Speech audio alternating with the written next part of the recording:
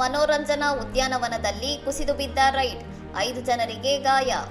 ಕೇರಳದ ತಿರುವನಂತಪುರಂ ಬಳಿಯ ಮನೋರಂಜನಾ ಉದ್ಯಾನವನವೊಂದರಲ್ಲಿ ಗುರುವಾರ ರೈಡ್ ಸವಾರಿಯೊಂದು ಕುಸಿದು ಬಿದ್ದ ಪರಿಣಾಮ ಕನಿಷ್ಠ 5 ಜನರು ಗಾಯಗೊಂಡಿದ್ದಾರೆ. ತಿರುವನಂತಪುರಂನ ವೆಂಜರಮೂಡು ಪೊಲೀಸ್ ಠಾಣೆ ವ್ಯಾಪ್ತಿಯಲ್ಲಿ ಈ ಆಘಾತಕಾರಿ ಘಟನೆ ನಡೆದಿದೆ ಎಂದು ಪೊಲೀಸರು ಮಾಹಿತಿ ನೀಡಿದ್ದಾರೆ. ಪಿಟಿಐ ಸುದ್ದಿ ಸಂಸ್ಥೆಯ ವರದಿಯ ಪ್ರಕಾರ, ಜನರು ಸವಾರಿ ಮಾಡುತ್ತಿದ್ದ ಕಾರಿನಲ್ಲೇ ರೈಡ್ನಲ್ಲಿ ತಾಂತ್ರಿಕ ದೋಷ ಕಾಣಿಸಿಕೊಂಡಿದ್ದು, ಅದು ಇದ್ದಕ್ಕಿದ್ದಂತೆ ನೆಲಕ್ಕೆ ಕುಸಿದು ಬಿದ್ದಿದೆ. ಘಟನೆ ನಡೆದ ತಕ್ಷಣವೇ ಎಚ್ಚೆತ್ತ ಅಧಿಕಾರಿಗಳು ಮತ್ತು ಸ್ಥಳೀಯರು ಗಾಯಾಳುಗಳನ್ನು ರಕ್ಷಿಸಿ ಚಿಕಿತ್ಸೆಗಾಗಿ ಹತ್ತಿರದ ಆಸ್ಪತ್ರೆಗಳಿಗೆ ರವಾನಿಸಿದ್ದಾರೆ.